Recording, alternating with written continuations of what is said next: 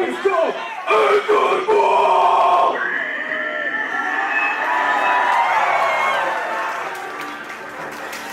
Assalamualaikum warahmatullahi wabarakatuh. Oke, pertama-tama terima kasih sudah datang. Terima kasih juga Desel Angel udah memberi kesempatan Tengkorak main sini. Oke, untuk sebelum lagu pertama, kayaknya negara kita nggak bakalan beres kalau bukan hukumnya pakai hukum syariat Islam. Setuju ya? Siap ya? Kita jual semua dunia ini ya kan? Demi kebenaran yang hakiki. Maka, nikmat Tuhan kamu yang manakah yang akan kamu dustakan?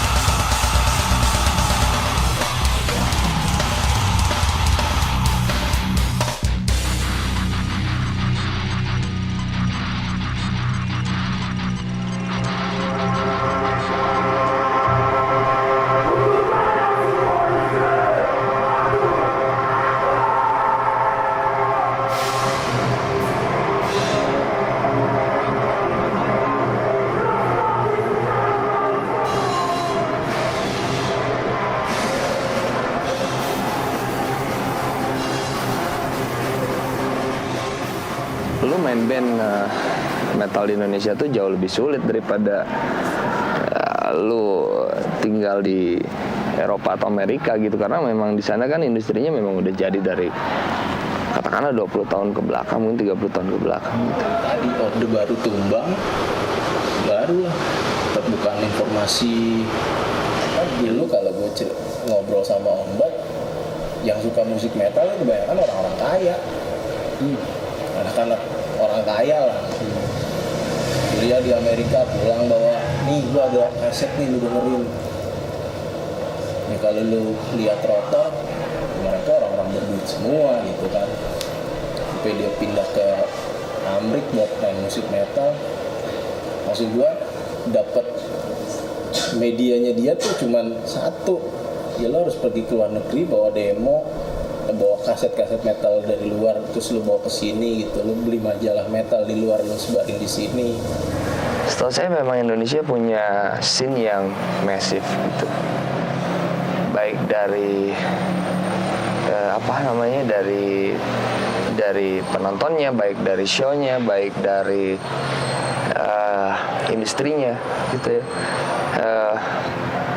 Hampir 70% band yang katakannya sudah cukup ternama gitu di scene underground gitu ya, di scene musik ekstrim di Indonesia itu rata-rata mereka sudah bisa produce album sendiri, sudah bisa produksi merchandise sendiri, sudah bisa hidup dengan musiknya mereka gitu. Menurut saya sih luar biasa gitu untuk negara seperti Indonesia ya, yang saya udah nggak usah bahas lah musik-musik yang lainnya gitu. Cuman dengan apa yang terjadi di Indonesia sekarang tuh fenomenanya memang keren, dan itu diakui sama Eropa gitu. Udah masa metal yang paling banyak di dunia nomor 2 setelah North America loh. California. Enggak, setelah North America, Amerika Serikat, Meksiko, Kanada, Kuba digabung, nah itu nomor 1. Nomor 2 Indonesia. Era itu mulai marak dengan masuknya heavy metal ke Indonesia. Grup-grup yang pertama masuk itu kurang lebih ya, mungkin Anda tahu ya, kayak Guns N' Roses, terus juga ada Metallica, termasuk grup-grup awal yang mempunyai pengaruh metal di Indonesia, tapi dalam skup Jakarta gitu ya. Itu secara garis besarnya. Terus kemudian setelah masuk pengaruh awal heavy metal itu, mulai sekitar tahun 90-an, era 90 tuh berkembang banyak genre heavy metal, genre metal terutama ya. Bisa terbagi klasifikasinya waktu itu ada speed metal, heavy metal, dan mulai masuk era awal yang nantinya menjadi cikal bakal underground itu adalah thrash metal. Jadi dari situ ya. Jadi sebenarnya kalau kita bicara thrash metal atau community underground yang ada sekarang itu sebenarnya cikal bakalnya mereka itu masuknya dari sebuah genre yang kita kenal di metal namanya thrash metal. Hello Indonesia, non-conformity in my inner self.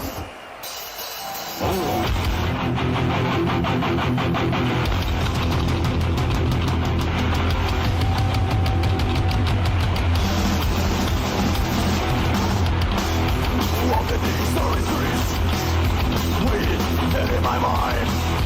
Fears on the wall. I won't follow rules. But Mereka tuh udah kayak benar-benar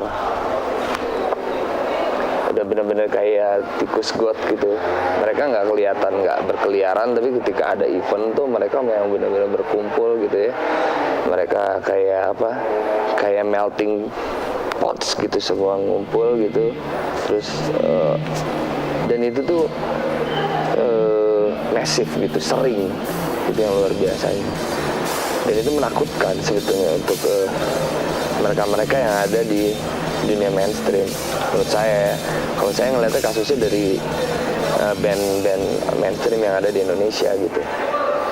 Beberapa tahun terakhir itu mereka udah bisa dikatakan putus asa dengan nasib industri gitu.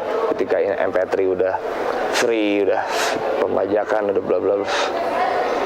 Mereka udah angkat tangan gitu, buat penjualan fisik tuh mereka udah sulit. Tapi band-band metal, alhamdulillah tuh hidup-hidup aja gitu. Tapi sekarang alhamdulillah si Burger Kill juga masih bisa manggung, anak saya masih bisa makan. Kan berarti kita berhasil. Kalian, kami, kita semua tahan banting!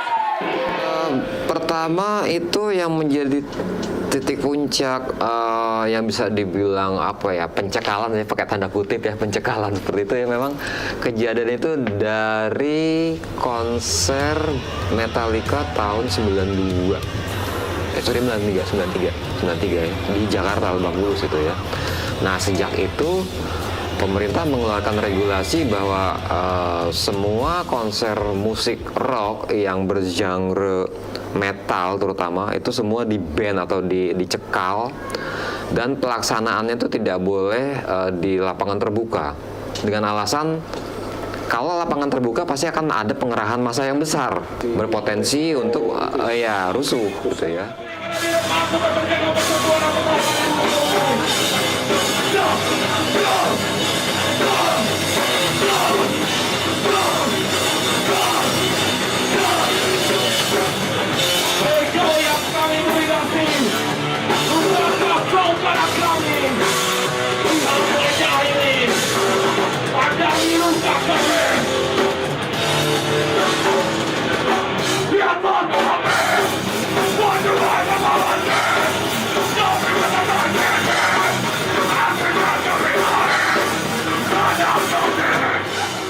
Menurut gua setiap lagu punya kekuatan masing-masing gitu. Belum tentu orang ini suka lagu ini, ya mereka ada yang suka lagu lain. Jadi buat gua single ataupun hits itu budaya pop, bukan budaya underground. Kita nggak mengkhususkan diri jadi band, katakanlah band politik gitu atau satanik mungkin atau apa, nggak. Kita nulis apa yang mau kita tulis aja sih. Setiap album ya beda-beda. Kita pernah nulis album dari film, kita nulis album dari berdasarkan teman kita. Bebas aja, itu mau tulis apa yang mau kita tulis sih, nggak ada pakem tertentu.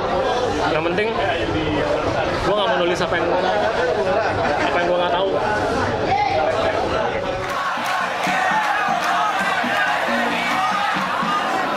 Kalau di Burger Kill sih, ketika kita mau menulis lagu di album terakhir Venomous, kita berpikir gimana caranya lagu ini bisa menginspirasi orang-orang, album ini bisa menginspirasi teman-teman yang mendengarkannya gitu. karena memang secara tidak langsung kita harus bisa memberikan impact positif ke lingkungan. Banyak fans-fansnya Burger Kill yang memang dia ketemu langsung gitu ya, sama saya ketemu, sampai saya pernah mau bunuh diri gara-gara saya putus cinta gitu. Tapi pas saya tahu lagu Only the Strong, saya bisa bangkit dan saya sekarang bisa menikah sama pacar saya yang lain gitu. Itu tuh buat saya, buat orang lain mungkin hal sederhana gitu, cuma buat saya, wih, ternyata impactnya sebesar itu gitu. Itu contoh kecil. Music like a water, man, ya kan? Dimana lo merapat, dimana lo mendekat, dia akan berubah seperti warna yang paling dekat, ya kan? Lo dekat sirup orange, ya lo jadi orange. Lo dekat kopi hitam, ya lo jadi hitam.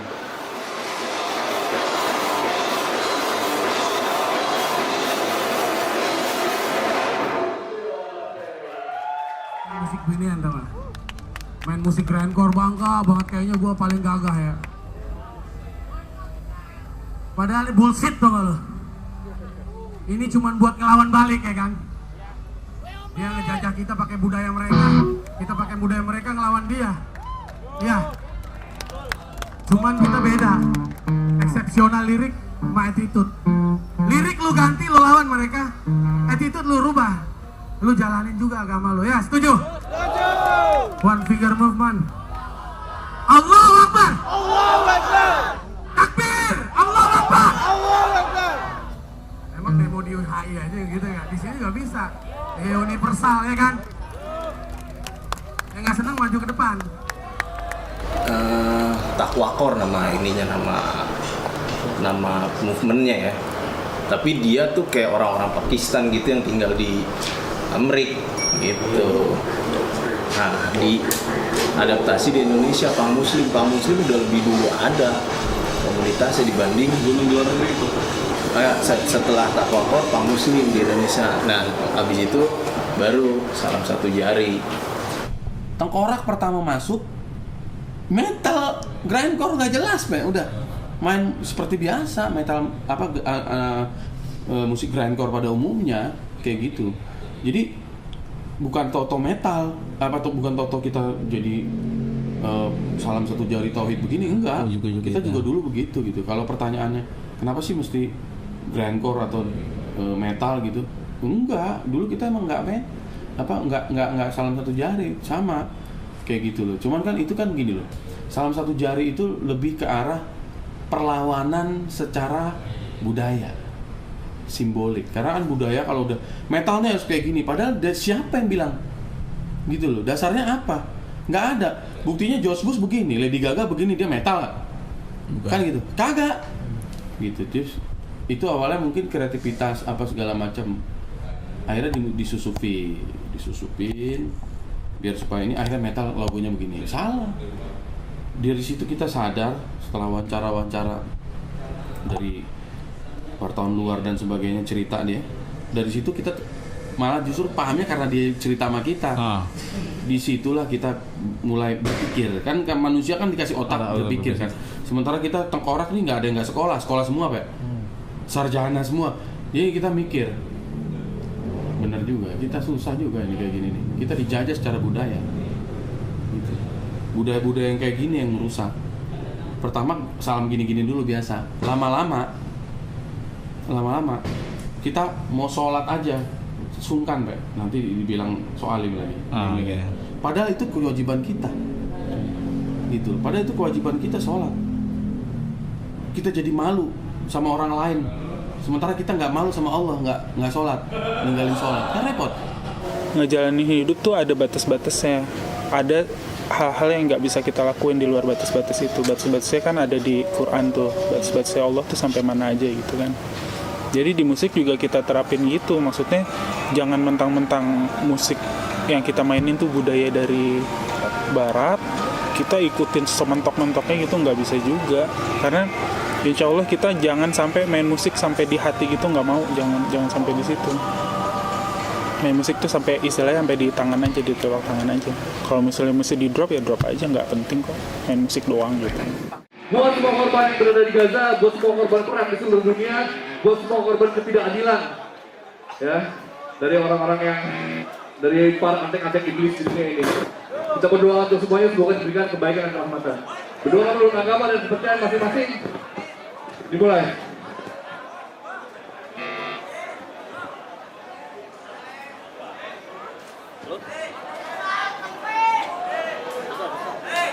Selesai.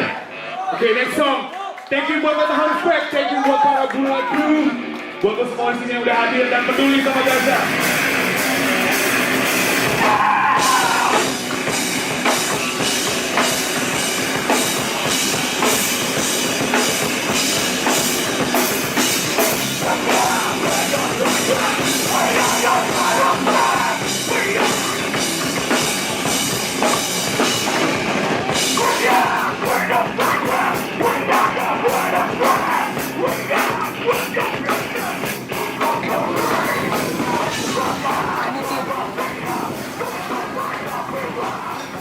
Purgatory nggak mesti Islam-Islaman, awalnya tuh nggak begitu juga. Jadi idenya tuh awal gini,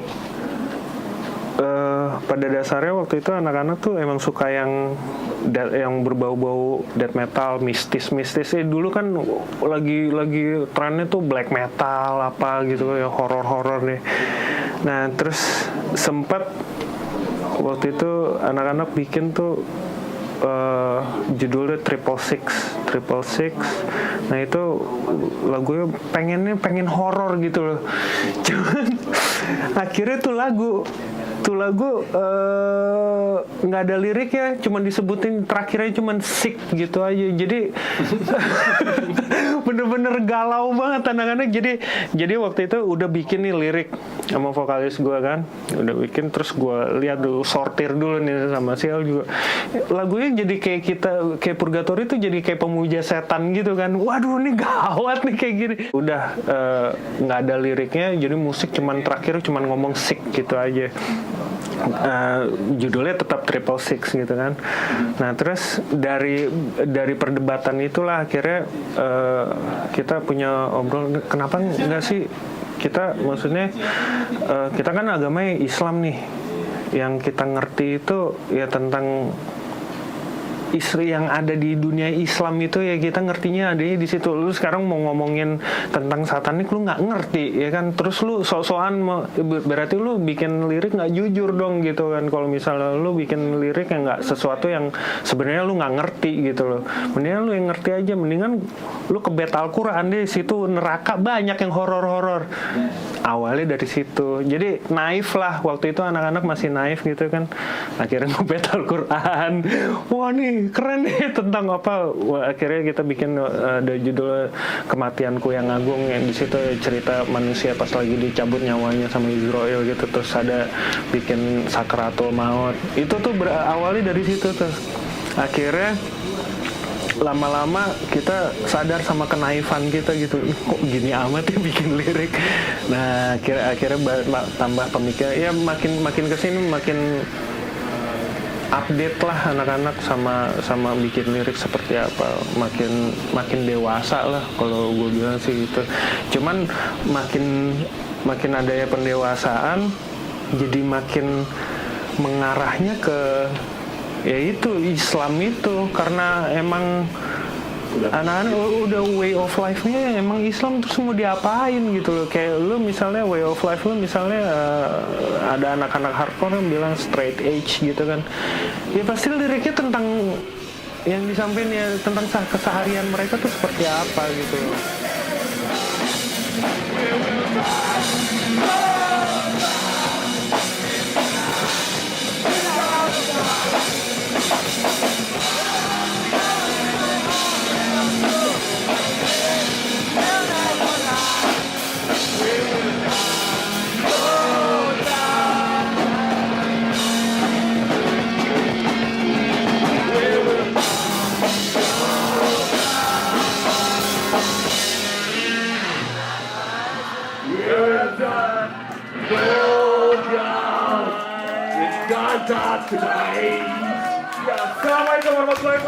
Sebenarnya kita cuma berusaha jadi orang yang nggak melewati batas, udah gitu aja gitu. selebihnya ya kita ngeband, kita cari nafkah, itu semua tuh kepake di aturan yang paling basic di hidup itu tuh kepake semua gitu. Batas yang paling gampang, paling simpel tapi basic, bahwa kita nggak boleh tinggal sholat gitu. Nah, jadi jangan gara-gara kita metal terus kita ninggal sholat, karena wah kalau metal nih mesti ngeband gila, manggung aja udah nggak usah ingat sholat dulu, ntar ingat sholatnya pas lagi nggak manggung, itu kan nggak bisa gitu kan. Dan itu nggak perlu formula yang rumit apa gimana, jalanin aja, tinggal digabungin aja. Jadi kayak pertanyaan lu seakan-akan pertanyaan yang rumit menggabungkan Islam dengan metal, enggak, tinggal dijalanin aja kok. Gimana caranya biar nggak nerabas batas-batas itu aja. Cuman ada yang rumit emang yang gue bilang tadi, yang dia tuh berseni sampai di hatinya gitu. Misalnya dia memahat patung, wah sampai nggak boleh diganggu gitu, sampai bener-bener gue menjiwai banget gitu. Ntar misal dia lagi mahat, terus anaknya datang, ayah diam kamu gitu, ntar bisa begitu kan parah. Iya. Maksudnya biasa aja lah kalau gue sama seni biasa aja, jangan sampai ke hati banget. Simbol metal kok diganti-ganti jadi ini, diganti-ganti sama salam tauhid. Nggak ada hubungannya. Kata siapa? Lo ngelangkah ke WC aja kita berdoa. Mau makan kita berdoa. Bangun tidur kita berdoa. Mau tidur berdoa. Hah? Mau manggung berdoa dulu. Begini aja ada doanya. Iya, makanya semua berdoa. Masa kita mengkaitkan hidup kita? Kita hidup karena apa? Karena Allah. Diciptakan sama Allah untuk menyembah Dia, udah gitu. Terus kenapa jadi kayak tabu gitu loh? Salam satu jari. Kalau kita yakin itu lambang tauhid la ilaha illallah, ya silakan. Gitu. Nggak ada simbol metal tuh, nggak ada. Salam-salam metal gitu nggak ada. Yang ada ya itu yang dipakai sama band-band yang memang satanisme gitu, bicara tentang setan.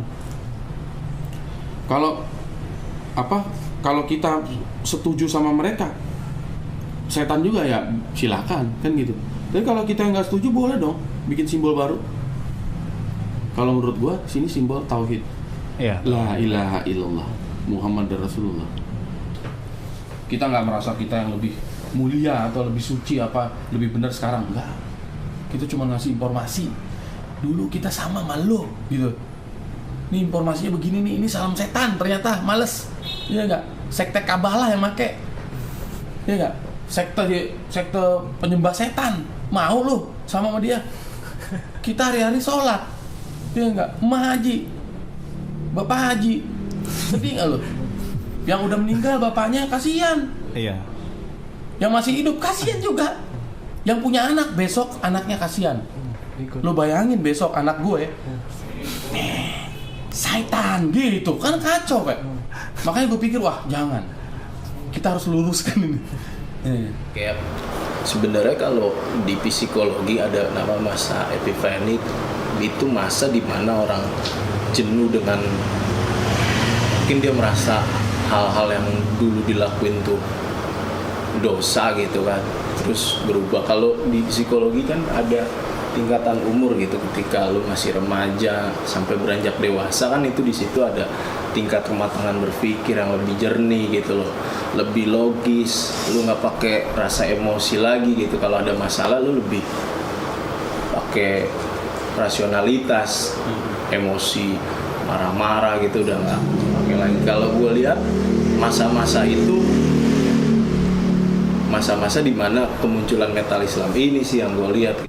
Gue ganti salamnya, gue nggak gini lagi, tapi gue begini, salam ini salam setan, gue nggak mau setan, gue justru berperang sama setan, musuh gue setan, gue salam tauhid la ilaha illallah Muhammad Rasulullah, udah heboh rame se-Indonesia, huru-hara, pro kontra ini itu, monggo silakan gitu. Nah, kalau ada yang mau nanya, nggak ada yang mau nanya, menjat semua. Gue cuma doa, ya Allah kasih hidayah seperti dia, seperti Allah ngasih hidayah sama gue. Iya. Gitu. Gue nggak menjudge dia supaya yang bukan salam satu jari itu setan, penyembah setan, atau dia sesat, enggak Pak. Dulu juga gue gitu soalnya salamnya, kan karena gue udah tahu, makanya gue kasih tahu. Pelan-pelan dong, kasih dong waktu. Karena yang ngasih hidayah Allah, bukan gua. Gua cuma ngasih tahu doang. Lemah gua. Rasul aja nggak bisa ngasih hidayah. Kalau nggak izin Allah, Allah yang izinin. Sama apalagi gua, ombat doang gitu loh. Terus kalau kontra gini, masalah apa yang kita jalanin, apa yang mereka jalanin, apa yang lo jalanin, gue nggak, jangan sampai gue merasa bahwa apa yang gue jalanin itu lebih benar daripada apa yang lo jalanin, Bob, ya kan? Jangan sampai gue merasa gue udah lebih tinggi keimanannya dari lo. Yang kita lakukan adalah kita jawab kalau ditanya. Kalau misalnya orang gak nanya, kita nggak perlu menggurui, lo nggak boleh gini, lo nggak boleh gitu nggak perlu, karena dia nggak butuh apa yang mau kita sampaikan. Kalau dia butuh, baru kita sampaikan apa yang kita tahu gitu. Gue lebih ngedefinisin metalism tuh sebagai sebuah genre baru yang ada di Indonesia gitu. Kita nggak bisa pungkiri, karena apa ya, musiknya tetap metal, tapi lirik-liriknya ya pesan-pesannya Islam, walaupun kita nggak bisa dengar lirik-liriknya secara jelas. Lu mesti harus lihat teks, ya kan? Terus lu harus lihat dia konser, bukan ketika dia nyanyi, tapi ketika dia speech sebelum konser, dan performance dia tuh gimana tuh, mencerminkan metal dan Islam nggak? Kalau metalnya sih udah pasti, Islamnya bener nggak? Ini main musik begini perlu konsentrasi tinggi dan stamina, ya kan? Ya kak, jadi kalau lu masih minum minuman keras, wah lupakan saja main musik kayak gini ya. Tidur di rumah aja, cuci kaki, cuci tangan, cuci muka, bobo. Oke, ini adalah ceritanya sebuah bangsa yang tidak bakal termaafkan. Iya, lu tahu tempatnya di mana?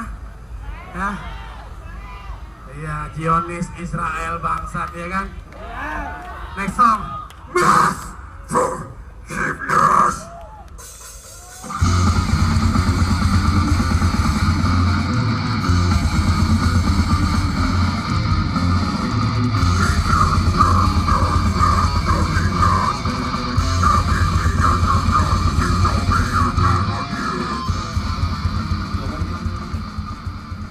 Pertanyaannya gini, kenapa kok masih grindcore bawa musiknya?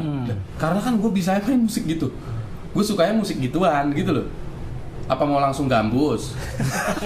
Nggak bisa mainnya, nyanyinya kagak bisa kan gitu. Dan kita demennya musik begitu keras, ini grindcore, oke, gitu loh. Terus lirik kita ganti, attitude kita rubah, attitude-nya kita rubah. Yang nggak sholat jadi sholat.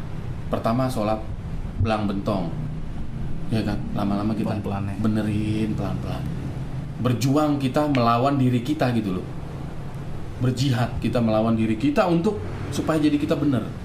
Menjelang maghrib ya, kita kayaknya 10 menit sebelum azan kita udahan ya. Karena nggak penting juga ngeband begini kalau ada azan ya. Terus ya. Di metal ini karena vokalnya kayak gitu, itu dihitungnya jadi kayak instrumen dia. Bahkan dia masuknya tuh bisa kadang-kadang bernada, kadang-kadang dia berpattern kayak pukulan drum juga vokal itu. Jadi di metal nggak bisa, jarang banget lagi live gitu kedengeran pronounce ngomong apa, kecuali dia udah biasa dengerin orang teriak-teriak gitu, sama si vokalisnya juga ngomongnya jelas gitu. Dengan cara itu aja, walaupun si vokalisnya nggak jelas ngomong apa, yang denger orang awam, kalau misalnya kita udah bikin ketertarikan gitu, nanti dia mulai approach gitu, kayak gue bilang tadi, ini apa sih gitu, kok gini, ntar mulai deketin, nanya, mulai mau kenal personil satu-satu, kayak tadi ngobrol-ngobrol gitu, saling menginfluence. Beberapa ada orang-orang yang datang ke kita karena dia terpukau ngelihat kita main, atau dia terpukau ngelihat lirik-lirik, terus dia jadi tertarik, pengen kenal lebih dekat, akhirnya ngobrol-ngobrol jadi terinspirasi. Bukan dari dianya juga, kadang-kadang kitanya juga ngelihat dia, wah ini ntar di cara dia kerja menggeluti dunianya kayak apa, bagus nih, perlu dicontoh kayak gitu, jadi saling sharing gitu. Makanya kita bikin kumpulan namanya Moggers kan. Kita kan bikin lagu tuh di album yang tahun 2003, judulnya Moksau, singkatan tuh Messenger of God Sallallahu Alaihi Wasallam, maksudnya Rasulullah gitu. Habis itu kita bikin geng namanya Moggers. community gitu. Mogers nih maksudnya messenger of God followers. Jadi siapa-siapa aja yang ngefans sama Rasulullah, ayo kita ngumpul gitu. Satu yang paling prinsip buat kita, gimana supaya begitu kita dilihat sama orang, begitu banyak yang suka sama kita, begitu kita gerak-gerik kita diperhatiin orang gitu. Kita punya beban, jangan sampai inspire sesuatu yang akan bikin dia rusak. Makin kesini kita makin kayak tadi gue bilang, makin hati-hati dalam berkata-kata tuh, karena sampai sekarang kita masih pilih bicara baik atau diam gitu. Karena bicara baik itu satu hal yang nggak gampang. Kalau gue sih concernnya sama anak-anak muda, anak-anak SMP gitu yang suka-suka musik metal, tapi dia nggak tahu faham mana ini yang mau diambil. Faham yang straight edge kah, yang satanik kah, yang punks lah, yang apa gitu kan. Nah terus gue ngelihat ada beberapa dari kalangan anak-anak itu yang dia malu kalau dia sholat. Dia malu bahwa dia menjalin hubungan yang baik sama Allah, karena nggak ada kebanggaan di situ. Nah menurut gue, lu berusaha untuk hidup bener tuh keren tau. Apalagi dari muda-muda gitu sama Rasulullah udah disanjung-sanjung. Yang anak-anak muda yang udah ngedekatin diri ke Allah tuh udah keren tuh, karena emang susah kerjaannya anak-anak muda tuh heboh-heboh di dunia gitu, ngapa-ngapain terserah dia gitu kan, tanpa batas. Nah gue ngeliat anak-anak itu kayak ini mesti ditemenin nih gitu.